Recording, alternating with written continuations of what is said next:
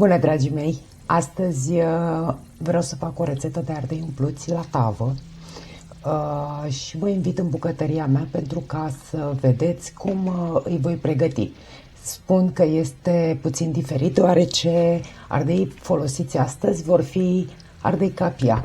Sunt singurii pe care i-am găsit. Este adevărat că m-am șocat să văd că prețul pe ardei este egal cu prețul pe carne.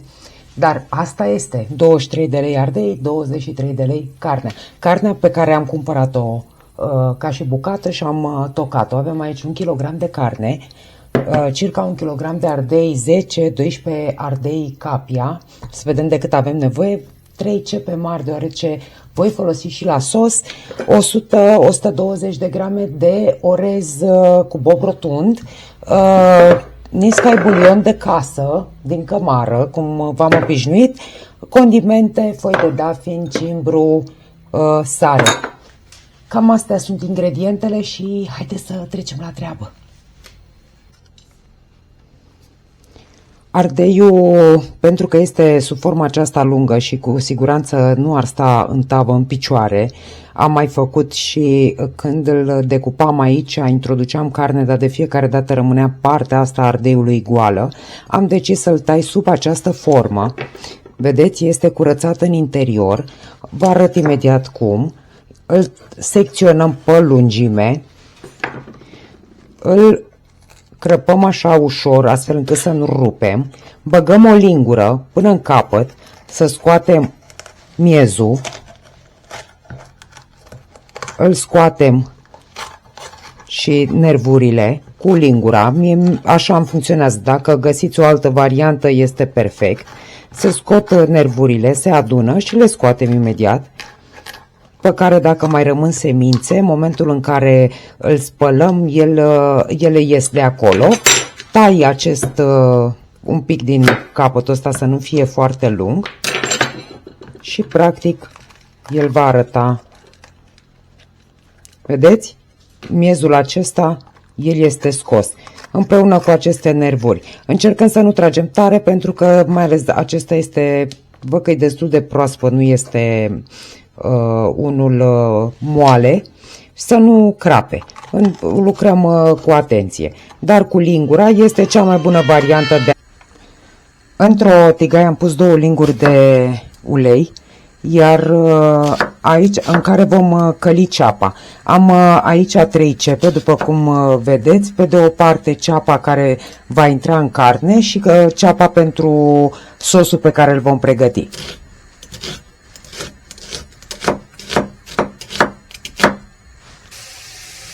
Călim ceapa toată până devine așa cristalină, nu foarte mult, nu arsă. Da? Din partea asta aproape jumătate voi lua și voi transfera în carne, restul îl voi lăsa pentru prepararea sosului pe care îl voi adăuga peste ardei. Adăugăm parte din ceapă, cum spuneam, peste carne și restul păstrăm pentru sos.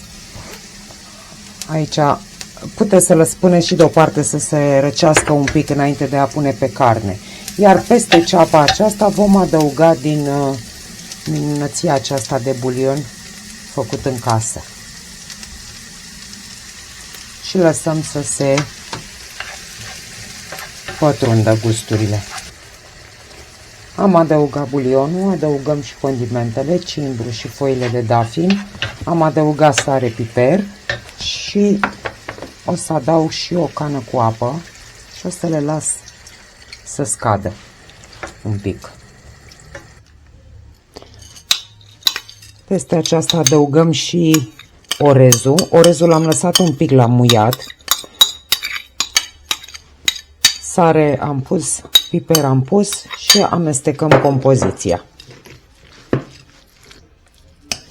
Am spălat ardei și începem să-i umplem cu această compoziție. Începeți de la vârf, pentru că va fi mai greu de introdus ulterior. Introduceți carnea în ardei.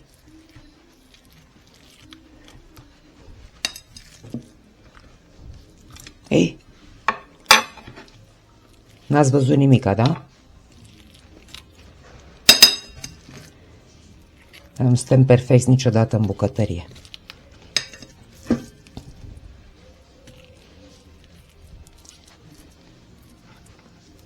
Practic, l-am umplut pe lungime și îi așezăm în tavă. Ardeii noștri sunt umpluți. Cu siguranță o să primesc și întrebarea dacă de ce n-am pus sau dacă am pus ou în carne. Nu am pus. Nu știu dacă îi schimbă neapărat gustul, însă consider că amidonul care se va lăsa de la orez este suficient pentru a lega carnea. Peste aceștia am aici sosul preparat din ceapă, bulion și cimbru, sare, piper, pe care îl voi turna deasupra și cu aceștia voi merge la cuptor. Suplimentar adaug circa o cană de apă. Ea oricum se va evapora, ardeii noștri vor lăsa și ei apă. Tava astfel o băgăm la cuptor la 160 de grade cu ventilație sus-jos. Cred că într-o oră va fi. Ardeii noștri sunt gata. O să-i așezăm pe... Vom așeza ardeii pe farfurie. Vedeți, nu s-a împrăștiat, nu a ieșit nicio carne. Sosul îl puteți face mai gros, punând un pic de făină în el spre final. Doar că eu nu-l doresc mai gros, să-l las așa.